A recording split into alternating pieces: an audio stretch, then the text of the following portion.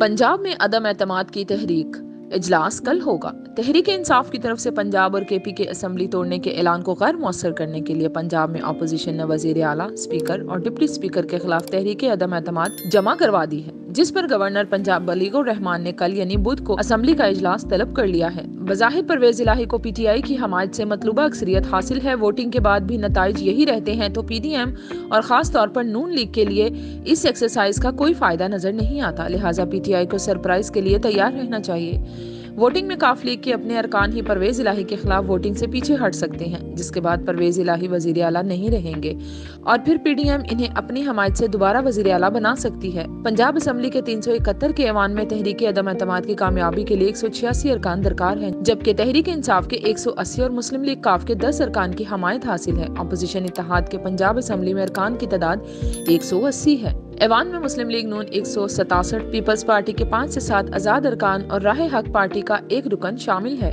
मुस्लिम league नून को मतलूबा अरकान की तादाद पूरी करने में मुश्किलात का सामना है, क्योंकि इसके 18 अरकान पर 15 इजलासों में शिरकत पर पाबंदी है और वह असम्बली के इजलास में शिरकत नहीं कर सकते। दूसरी तरफ पीटीआई के सीनियर रहनुमा फवाद चौधरी का कहना है कि पंजाब में अदम एतमाद के जरिए पीडीएम इलेक्शन से भाग रही है। पंजाब असम्बली की तरह पीटीआई ने भी मरकज में वजीर आजम शहबाज शरीफ के खिलाफ तहरीक अदम एतमाद पेश करने पर गौर कर रही है। पीटीआई के करीबी जराये का कहना है कि इस तजवीज़ का मकसद तहरीक इंसाफ की पंजाब में सियासी बरतरी को बरकरार रखना है और अपने मुखालिफिन की सियासी हलचल का मुकाबला करना है।